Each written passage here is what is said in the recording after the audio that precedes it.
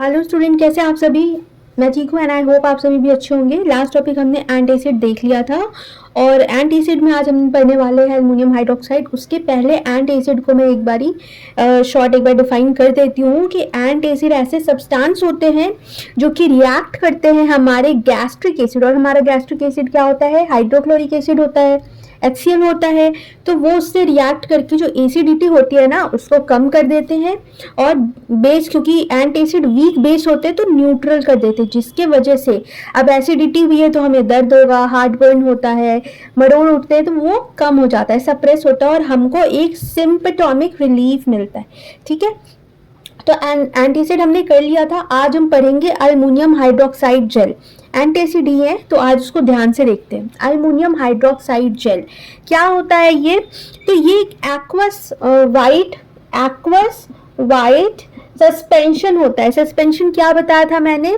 अगर आपने पुराने वीडियोस देखे होंगे तो सस्पेंशन एक ऐसा कह सकते हैं मिक्सचर ऑफ 2 और मोर लिक्विड, है ना, जिसमें जो सॉल्वेंट होता है उसमें सॉल्यूट डिस्पर्स्ड होता है। ठीक है, उसको कहते हैं सस्पेंशन। तो अल्युमिनियम हाइड्रोक्साइड जेल, ठीक है, उसमें क्या होता है? अल्युमिनियम कार्बोनेट जो होता है वो सस्पेंडेड होता है। ठीक है, जो कि 3.5% वेट बाय वॉल्यूम से अधिक नहीं होना चाहिए, कम नहीं होना चाहिए, और ना 4.4% वेट बाय वॉल्यूम ज्यादा होना चाहिए। मैं एक बार लिख देती हूँ। देखिए इसमें क्या बताया मैंने कि इसमें अल्युमिनियम हाइड्रोक्साइड जेल एक विस्कस सस्पेंशन होता है जिसमें varying amount of basic aluminium carbonate होता है। ठीक है, और यही जो अल्युमिनियम कार्बोनेट है वो 3.5% से ना कम होना चाहिए, ना 4.4% वेट बाय वॉल्यूम से ज़्यादा होना चाहिए। चलिए अब देखते हैं कि अल्युमिनियम हाइड्रोक्साइड जेल में क्या चीज़ें परमिटेड होती हैं। तो सबसे पहले हमको ये सिम्पटोमिक रिलीफ के लिए यूज़ करना है। पेन जो हो रहा है हमको एसिडिटी से, उसके लिए वी कंज्यूम। सो इसमें बेसिकली क्या होता है? Sodium benzoate. ठीक है, बेंजोएट। और ये क्या होता है? ये एक तरह का प्रिजर्वेटिव होता है। प्रिजर्वेटिव क्या होता है? जो किसी सब्सटेंस का शेल्फ लाइफ बढ़ा सके उसको हम प्रिजर्वेटिव कहते हैं। तो सोडियम बेंजोएट एक प्रिजर्वेटिव है जो कि एंटी माइक्रोबियल एजेंट है। उस सब्सटेंस का वो शेल्फ लाइफ बढ़ा रहा है। और हम लोग अल्युमिनियम हाइड्रोक्साइड जेल में ऑयल ऑफ मेंथॉल भी डालते हैं। ऑयल ऑफ मेंथॉल जो कि आपको आराम देता है। मेंथॉल ठंडक के लिए यूज करते हैं, तो ऑयल ऑफ मेंथॉल ऐड हो गया फ्लेवरिंग एजेंट में। और मिठास के लिए हम यूज करते हैं सुक्रोज या फिर ग्लिसरीन। ठीक है, सुक्रोज भी यूज होता है और ग्लिसरीन भी होता है फॉर स्वीटनिंग एजेंट। ठीक है, तो अल्युमिनियम हाइड्रोक्साइड जेल कैसा हुआ? विस्कस सस्पेंशन हुआ। विस्कस मतलब गाढ़ा सस्पेंशन होता है। अगर आप उसको देखोगे तो वो थिन लेयर में है, हो सकता है आपको ट्रांसलूसेंट भी दिखे। और अगर आप अल्युमिनियम हाइड्रोक्साइड जेल जैसे डाइजीन का जो फॉर्मूला आता है सिरप, उसको देखोगे थोड़े टाइम के बाद उसमें वाटर का लेयर सेपरेट हो जाता है। तो ये लिक्विड लेयर होता है ना, वो स्टैंडिंग हो सकता है, मतलब इसमें ये कोई बड़ी बात नहीं है। ठीक है, और इसका पीएच कितना होना चाहिए? पीएच 5.5 और 8 के बीच में होना चाहिए। इसको लिख लो। चलिए देखते हैं अल्युमिनियम हाइड्रोक्साइड जेल का प्रॉपर्टी। ठीक है, अल्युमिनियम हाइड्रोक्साइड जेल जो होता है वो वाइट, लाइट, ओडरलेस। ओडरलेस मतलब क्या होता है? जो जिसमें कोई सुगंध ना हो, टेस्टलेस, बिल्कुल उसमें कोई फ्लेवर नहीं होता। Amorphous powder containing some aggregates. Amorphous क्या हुआ? अमॉर्फस मतलब होता है शेपलेस, इसका कोई शेप नहीं है। और एग्रीगेट मतलब हुआ ग्रैन्युलर मटेरियल। तो ये आपको white, light, odourless, tasteless, amorphous powder मिलेगा जिसमें कुछ एग्रीगेट आपको मिल सकते हैं। ठीक है, ये वाटर भी इंसॉल्यूबल होता है, which is practically insoluble in H2O but soluble in mineral acid, dilute mineral acid. कोई भी मिनरल एसिड होता है उसमें ये आराम से सॉल्यूबल हो जाएगा। या फिर अल्कली हाइड्रोक्साइड सॉल्यूशन, यहाँ पे लिखा हुआ है अल्कली हाइड्रोक्साइड सॉल्यूशन में ये सॉल्यूबल होगा, घुल जाएगा। इसके बाद देखो, अगर आप अल्युमिनियम हाइड्रोक्साइड जेल को काफी लंबे टाइम तक पानी के कांटेक्ट में रखोगे, वाटर के कांटेक्ट में रखोगे, तो ये जेल फॉर्मेशन कर लेता है। ठीक है, ये भी एक इंपॉर्टेंट चीज है जानने के लिए कि it forms gel if it prolonged contact with H2O मतलब वाटर में। ठीक है। नेक्स्ट पॉइंट है एब्जॉर्ब्स एसिड या फिर कार्बन डाइऑक्साइड। ये आराम से एसिड या फिर कार्बन डाइऑक्साइड को एब्जॉर्ब कर लेता है। तो कार्बन डाइऑक्साइड को ही तो एब्जॉर्ब करवाना है। अब हमारे गट में ये गया, हमारे इंटेस्टाइन में गया, हमारे स्टमक में गया, वहां हमें प्रॉब्लम हो रही है, गैस्ट्रिक एसिड बन गया है। तो गैस्ट्रिक एसिड जब बनता है तो कार्बन डाइऑक्साइड बहुत ज़्यादा बढ़ जाता है, ठीक है। तो ये एब्जॉर्ब कर लेगा और हमें रिलीफ पहुंचाएगा। कौन? अल्मोनियम हाइड्रोक्साइड जेल, जो कि एक तरह का क्या होता है, एंटासिड होता है। चलिए देखते हैं। It is stored in air tight container. इसको हमको एयर टाइट कंटेनर में रखना है और टेम्परेचर 300 सेल्सियस से ऊपर नहीं होना चाहिए। लिखा हुआ नहीं है, मैं अलग से बता रही हूँ आपको, ठीक है।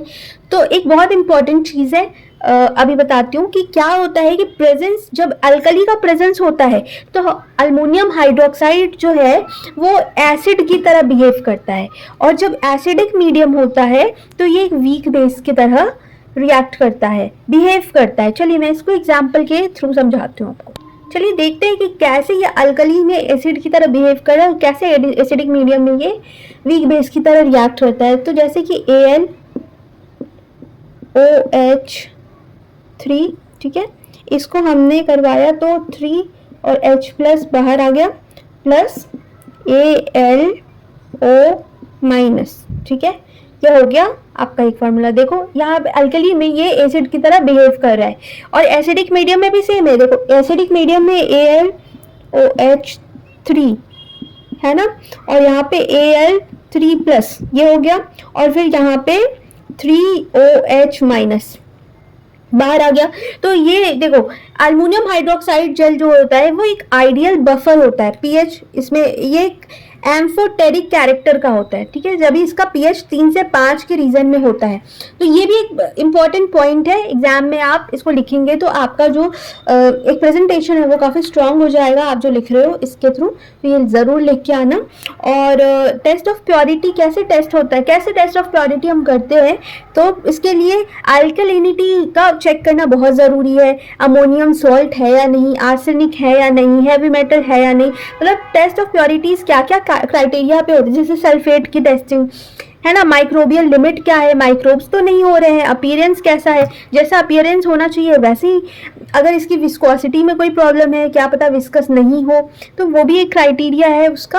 और एक्सरे डिफ्रैक्शन पैटर्न भी हमको देखना होता है। तो ये टेस्ट ऑफ प्योरिटी है, अलग से नहीं बताऊंगी क्योंकि जनरली सबके होते हैं सेम जैसे ही। चलिए अब एक बार हम इसका यूज़ देख लेंगे कि अल्मोनियम हाइड्रोक्साइड का यूज़, जेल का बेसिकली यूज़ क्या क्या होता है। और यूज़ बहुत इंपॉर्टेंट है, ध्यान से इसको सुनना और एग्जाम में लिख के आ जाना।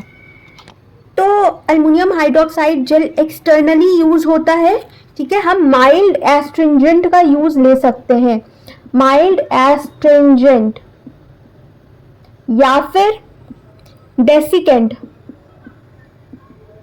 क्या होता है डेसिकेंट,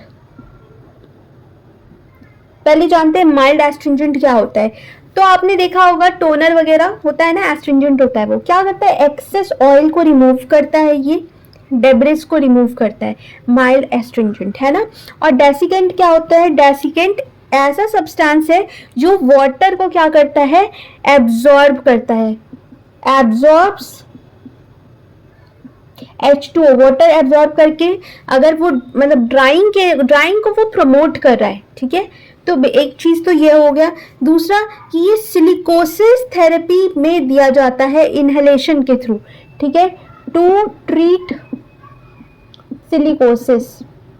क्या होता है सिलिकोसिस का, ठीक है, बेसिकली जो सिलिका होता है एक लॉन्ग टर्म जो लंग्स का डिजीज होता है, जो इनहेलिंग, अगर आप इनहेल कर रहे हो और बहुत सारे सिलिका डस्ट अगर जा रहा है, इवन जो लोग स्मोकिंग करते हैं उसमें भी ये सिलिकोसिस की थेरेपी शामिल होती है। चलिए डायरिया और कॉलेरा को ट्रीट करने में ये हेल्प करता है,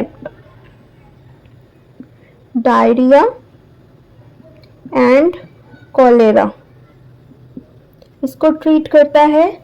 अल्मोनियम हाइड्रोक्साइड जो है वो एक गैस्ट्रिक एंटासिड है, जैसे कि बार बार बताया है।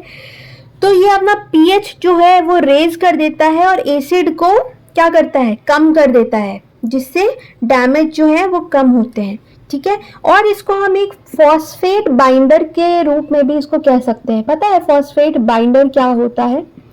तो देखो, जब इंटेस्टाइन में फॉस्फोरस बहुत ज़्यादा हो जाता है प्रेजेंट, ठीक है, उसके वजह से रीनल फेलियर, किडनी के फेलियर हो सकते हैं। तो ये फॉस्फेट को क्या करता है? बाइंड करता है और इसके वजह से, ठीक है, एक वैक्सीन के थ्रू भी ये दिया जाता है। तो इसका बेसिकली ये काम है। एक इम्पॉर्टेंट चीज़ ये है कि ये एंटी पर्स्पिरेंट का भी इसका इस्तेमाल होता है, या फिर डेंट्रीफाइसिस, एंटी पर्स्पिरेंट। एक क्वेश्चन आता है, what is difference between antiperspirant and perfume? Antiperspirant बताया और क्या बताया? डेंट्रीफाइसिस। तो होता यूं है कि एक डोड्रेंट होता है जो आप, कोई भी बदबू है उसको कवर करने के लिए आप डिओ लगाते हो, ठीक है। पर एंटीपर्स्पिरेंट जो है वो स्वेट को कम करता है, ठीक है, ये स्वेट को ही कम कर देता है, रिड्यूस स्वेट। तो बहुत बार आप देखते होगे अंडर आर्म्स में रोल ऑन्स भी आते हैं, देखना उसके नीचे बहुत बारी एंटीपर्स्पिरेंट होता है, वो स्वेट को कंट्रोल करता है, ठीक है। अब डेंट्रीफाइसिस क्या हो गए? दांतों के लिए, डेंटल समझ में आ रहा है, तो इसका यूज हो सकता है एंडो स्टील प्लेट बनाने में, एंडो स्टील प्लेट नीचे लिख देती हूँ, ठीक है, या फिर डेंटल इम्प्लांट्स,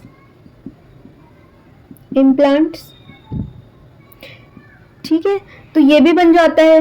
बहुत बारी रूट फॉर्म जो होते हैं दांतों के, उसके लिए भी यूज होता है। चलिए, इसका जो एस्ट्रिंजेंट और डिमल्सेंट प्रॉपर्टी है, ये प्रोटेक्टेड कोटिंग करता है अल्सर क्रेटर में। अल्सर हो जाता है ना, पेट में भी अल्सर होता है। तो डिमल्सेंट प्रॉपर्टी क्या होता है? डिमल्सिंग मतलब होता है, डिमल्सेंट जो ऐसा एक सब्सटेंस होता है जिसकी वजह से इन्फ्लेमेशन, जलन हो रही है, वो कम हो जाए। मतलब बेसिकली कहूँ तो सूदनिंग, बहुत आराम मिलता है, इन्फ्लेमेशन कम कर देता है, इसको कहते हैं डिमल्सेंट। लिख लो,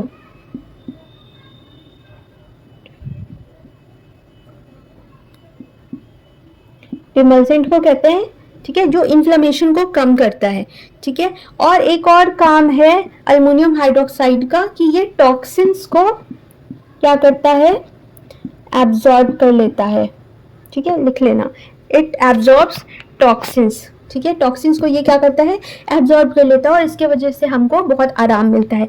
तो ये समझ में आ गया आपको अल्युमिनियम हाइड्रोक्साइड। तो अब नेक्स्ट जो पढ़ेंगे वो होगा मैग्नीशियम हाइड्रोक्साइड, जिसको मिल्क ऑफ मैग्नीशिया भी कहते हैं। नेक्स्ट टॉपिक में पढ़ेंगे। अभी ये जो मैंने पढ़ाया है उसको अच्छे से ध्यान से पढ़ लेना, एक बार ये रिविजन कर लेना।